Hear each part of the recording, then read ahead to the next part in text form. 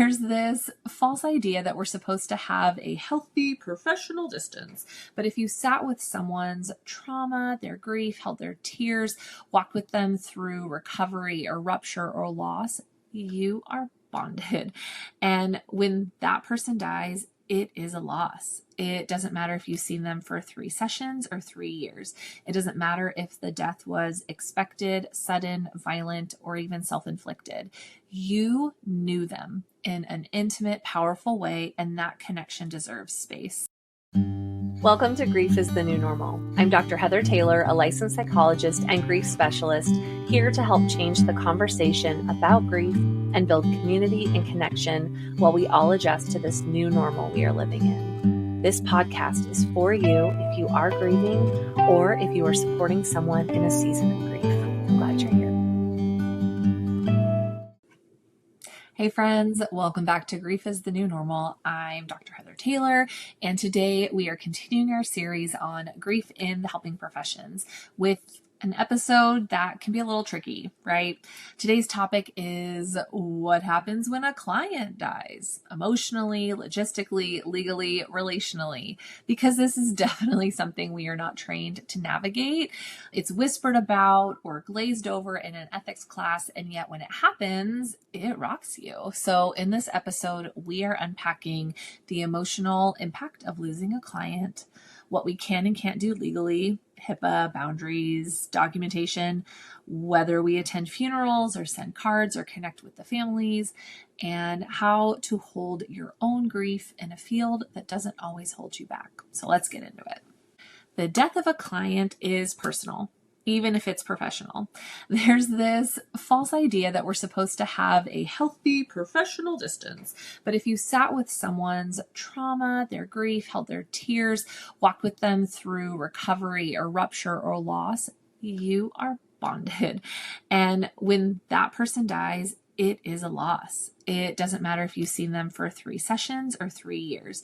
It doesn't matter if the death was expected, sudden, violent, or even self-inflicted. You knew them in an intimate, powerful way, and that connection deserves space. And here's the problem. Most of us were not trained for this. There is no section in grad school called How to Grieve a Client and Still Hold Your Caseload. There is no standardized checklist, just questions, guilt, shock, silence. And we don't want to do it wrong, right? We don't know the one right way to do this because there isn't something standardized. So let's at least start the conversation of what that can look like. So let's talk logistics, because I think this feels the piece that people get stuck with, right? When a client dies, you can definitely feel unsure, confused, like you got the ick about what you are allowed to do. And you don't want to get in trouble. You don't want to do it wrong. You don't want to break trust, even postmortem. So here's a few things to think about as you are navigating what this means for you. And seek supervision or consultation. These are our friends, right? So number 1, HIPAA does not disappear after death. You still can't disclose protected information, even to their family, without prior written release or legal exception. Number 2, you don't have to reach out to the family. You can, but you are not obligated to, and you shouldn't share clinical details unless there was a signed release prior. 3, funerals are complicated. If the service is public and you are attending as a human, not a clinician, you may choose to go. Talk through this with a supervisor or a trusted colleague, but you can choose to go, but you don't speak. You don't identify your role unless appropriate, and you maintain boundaries that protect both you and the family. And number 4, clinical documentation still matters. Note the date of the death, close the file, document any communication with next of kin or other providers within HIPAA, and seek consultation if needed. And above all, know that you have a right to grieve and that doing so does not make you unprofessional. So there's this emotional impact that we rarely talk about, right? Losing a client hits different. You might feel shock or guilt. Could I have done more? Or anger. Why didn't they reach out? Or fear.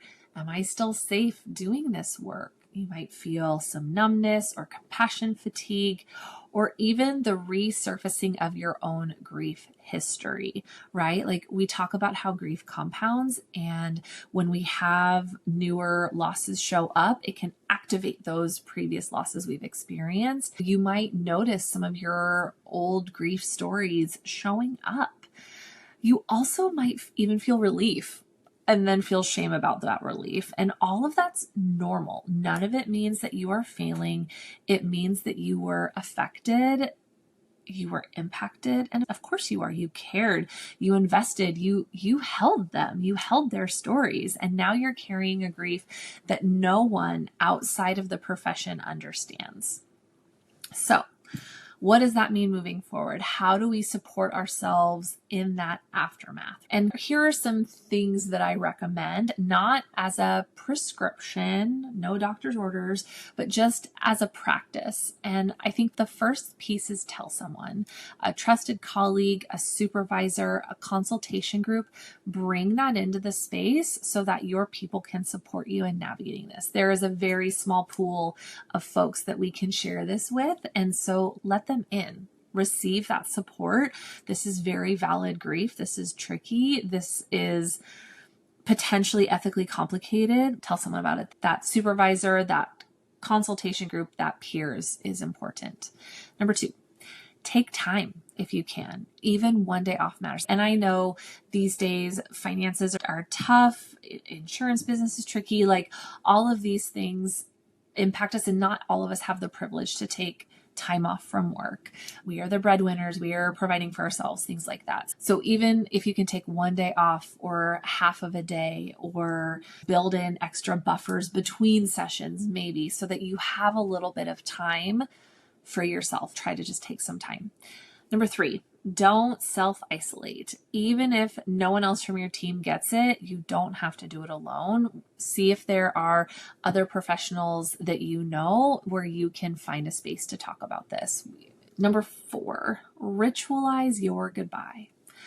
Light a candle, write them a letter, reflect on your work together. Like when you are closing up their file, make a ritual of it. Have some tea or your chosen emotional support beverage. Listen to music they liked, or if they weren't music people, an audiobook they enjoyed. While you are wrapping up their paperwork, create a ritual there. Notice what was on their intake paperwork versus where you guys ended up, and just reflect on that time together. It doesn't have to be this multi-hour experience, but just creating time to let whatever feelings come up take up space and reflect on the work that you did. Create an opportunity for some resolution, not closure, but just what would you have wanted to say if you'd had one more session together?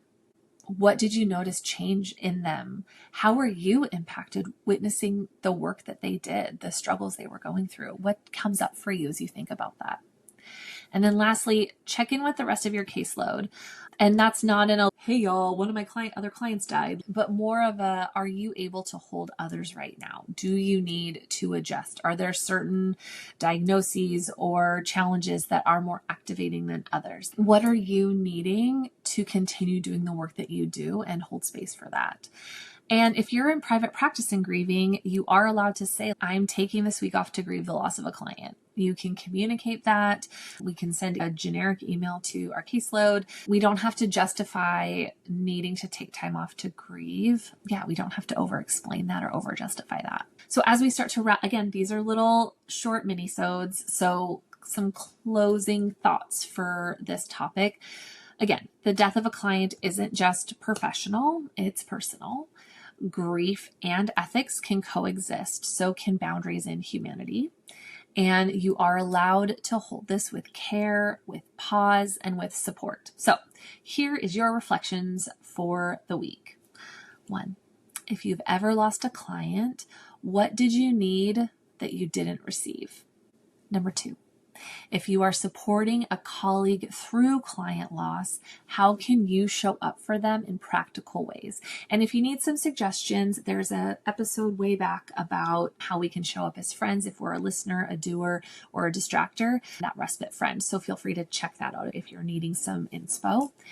And number 3, If you are holding grief right now, what's one way to offer yourself the same care that you'd give to a client? So in part 3 of this series, what's coming up next, we are zooming out a little bit. We're going to talk about clinician burnout, grief, and just the emotional toll of working in a very politically volatile and deeply human world, because many of us are not okay. And it's time we stop pretending. Take care of your heart, your ethics, your humanity. Remember to be kind to yourself, and I will see you guys next time. Take care. That's it for today's episode of Grief is the New Normal. If this conversation resonated with you or you think it might benefit someone else, please share it. Sharing can open doors to healing, understanding, and normalizing these griefy conversations. If you're craving deeper insights or ongoing support, consider signing up for the Grief Gap newsletter. It's packed with resources, tips, and personal stories to help you navigate your grief journey. Visit the website www.griefisthenewnormal.com to subscribe. For those who prefer a more personal touch to their healing process, check out my grief journal, Authentically Unapologetic. It's designed to help you explore your grief on your own terms, with prompts and exercises that encourage reflection and growth. I'm Dr. Heather Taylor, and I look forward to our next meaningful conversation. Our soothing tunes are provided by the Datacorns. If you're interested in sharing your story, collaborating, or learning more, please email me at hello@griefisthenewnormal.com. You can also stream the episodes on YouTube for more engaging content. Until next time, keep exploring your grief with intention and support, remembering you don't have to do this alone.